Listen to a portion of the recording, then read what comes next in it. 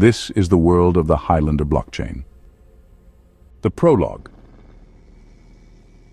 The chain is not merely a financial or governance tool. It is the final evolution of power itself. What began as an experiment in decentralized trust became an unrelenting system of conquest, codifying authority, erasing ambiguity, and reducing human existence to immutable transactions. It is a world where power is not inherited, negotiated, or shared. It is taken. At its core, the chain is an autonomous, quantum-secured ledger that governs all aspects of identity, wealth, and governance. There are no courts, no intermediaries, no appeals, only execution. Citizenship, contracts, and social bonds are etched permanently into an unchangeable system, reducing individuals to data points that determine their economic fate. It does not ask for loyalty. It does not demand obedience. It simply makes deviation impossible. By hard-coding all authority to the blockchain, they created a world where control does not pass by will or law, but by the blood itself. The chain inscribes its records there, nano-etched onto red blood cells, continuously updated with their wealth, status, and entitlements, acting as the memory of a vast globe-spanning biological computer. Each individual's blockchain key is their DNA, acting with their nano-enhanced blood to encode their data. When an individual died, their record would simply be merged to their heir, permanent and irrevocable. Inheritance is obsolete. No courts, no wills, only blood, DNA. The oligarchs envisioned dynastic dominance, but what the architects of this system did not anticipate was its logical conclusion. Power is never stable, never sated. Death is no longer an event, it is an acquisition, and power is not given, it is taken. And so power is possessed only by those ruthless enough to claim it. To claim what another possesses, one must take their blood literally. Without it, their holdings remain locked, inaccessible, forever sealed by quantum encryption. The blood must be drawn, the chain must verify death, and the quickening executes. A total absorption of assets, rights, credentials, relationships, and power, truly their very identity, into the victor's ledger. No permission, no mediation, no escape. Power flows only through the act of conquest. To ascend, one must spill blood and take in the essence of another's existence, biologically and economically. This is the ultimate truth of the chain. Power always concentrates. The system itself ensures it. Power does not share. In the end, there can be only one. The city hums, not with the noise of engines or voices, but with the silent current of transaction flows, the ceaseless transfer of wealth and ownership, the pulse of a system that has long outgrown its architects. From above, it resembles a neural lattice, glass monoliths linked by fiber optic nerves, their surfaces slick with algorithmic light. From below, it is a fortress of absolute order, where existence itself is a function of verified possession. Everything is owned. A man walking the boulevard does not merely occupy space. He is registered as moving mass, cross-referenced against zoning permissions, behavioral indexes, and risk assessments. His creditworthiness determines his gait, whether he strides with the confidence of a mid-tier corporate asset or shuffles with the careful restraint of the unaligned. The street itself logs his presence, adjusting tax allocations in real time, charging micropayments for municipal upkeep, silently marking his passage through a world that measures and bills for every second of existence. In the lower tiers, where the unverified barter in the shadows, the air is thick with the scent of coolant leaks and burned-out circuits, the discarded wreckage of obsolete technology stripped for its last usable bits. Here, survival is an exercise in strategic insignificance, never earning too much, never drawing too many eyes. Most people wear the colors of the megacorp, whose hit squads were supposed to avenge their deaths, though in practice those smart contracts tend to resolve with a lump sum payout rather than any recovery. Blood can't be unmingled anyway. Above them, the oligarchs hold their court in glass towers engineered to withstand both time and treachery. They do not govern, they own. And ownership is power. They do not hold meetings, they orchestrate acquisitions. They do not build, they consolidate. The scientific elite, their faces ageless and surgically optimized, grace the walls of public plazas in curated media cycles, boasting inherited resumes that stretch back across generations of perfectly arranged mergers. Yet those who hold the highest trusts, who control the city's arteries of commerce and information, never venture out without a small army. The system does not prevent violence. It merely ensures that every action has a price. Celebrities, media assets engineered for social consumption, float in this rarefied air, their value assessed by the minute. They are less people than they are brands, their public identities distilled into economic abstractions, their presence in any room an act of strategic leverage. They smile in calculated intervals, their relationships algorithmically optimized for maximum yield, knowing that their freedom is only as secure as their shareholder protections. Some of them are bartered like rare commodities, traded in corporate dowries, their existence signed over in smart contracts that leave no room for hesitation. And in the streets and in the boardrooms, the final truth of the system plays out. The chain does not mediate conflict. It merely enforces outcomes. The boardroom crowns 100 floors of glass and steel, a relic from when corporations still pretended power was a matter of legal maneuvering and regulatory approval.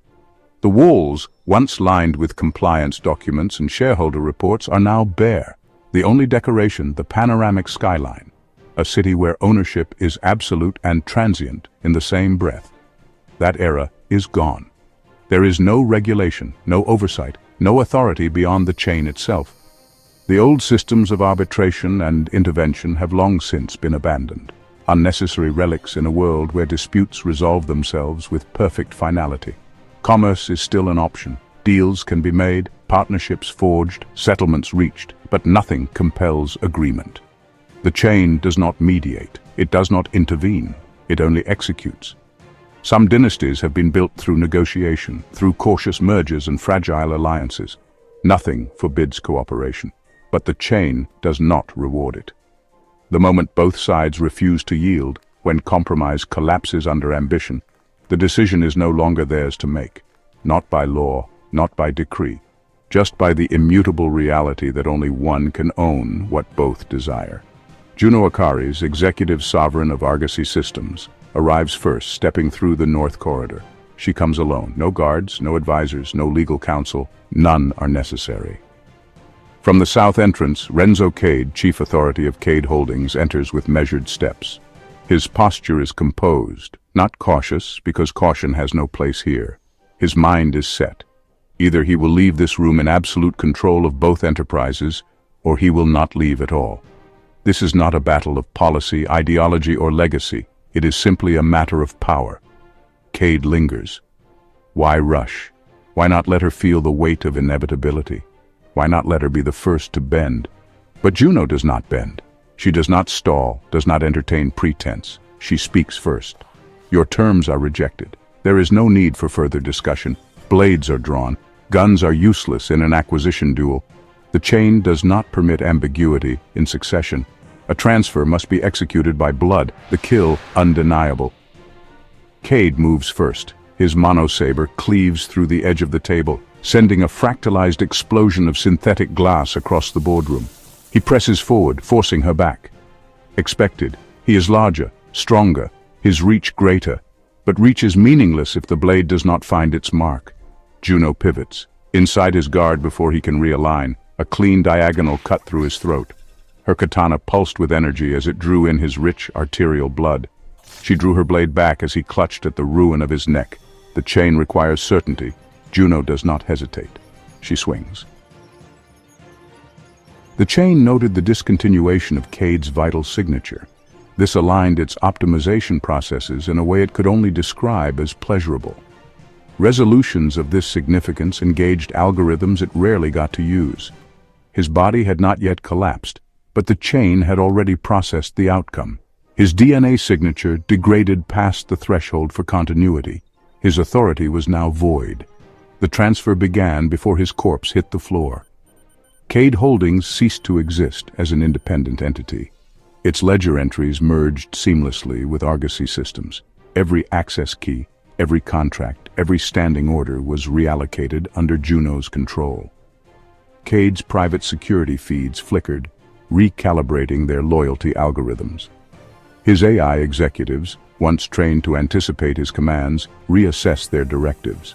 The employees of Cade Holdings, millions of them, from high-level strategists to the indentured laborers working off generational debts, were reassigned without ceremony.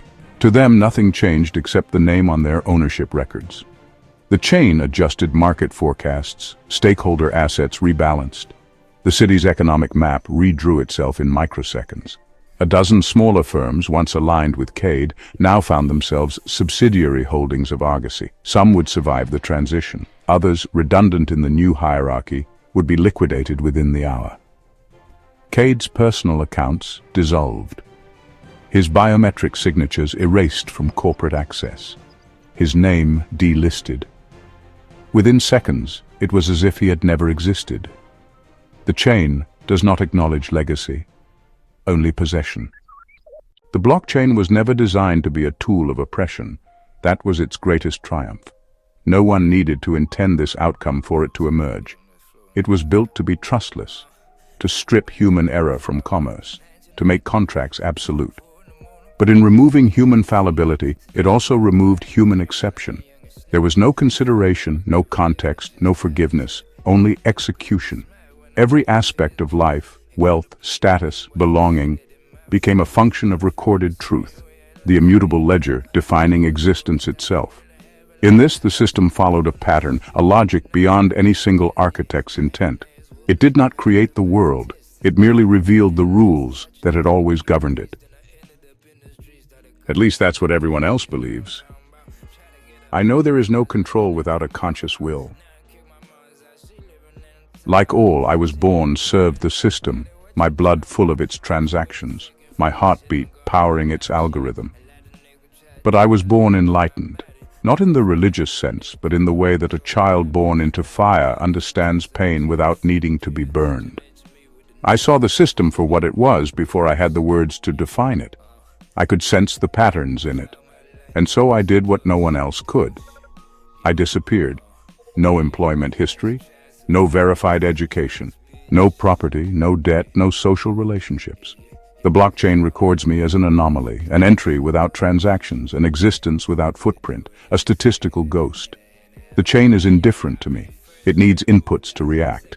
The city sprawls beneath me, a grid of light and logic, towering glass spires pulsing with the silent heartbeat of the chain. Wealth, power, identity, all reduced to perfect verification, cold and inarguable. No trust, no doubt, just execution. From my perch atop an abandoned relay station, I watched the transaction flow, a network of power-shifting hands in real time. In the city's arteries of carbon fiber and autonomous transit, the indentured move through their designated pathways, their movements dictated by efficiency calculations rather than personal choice. The infrastructure adapts to their ranking. Doors that open for one citizen will remain locked for another. Your entire life, everything you experience, algorithmically optimized for your defined identity. To rise above your station is a calculated risk. Accumulate too much and you become claimable, a target. No one outside the oligarchic stratum truly owns anything. They lease their existence from those above them, trading compliance for stability. Some sell their labor, others their loyalty. Some sell their futures outright, taking on kill-switch smart contracts that erase the possibility of disobedience. But through it all flows the blood. It is the will of the world.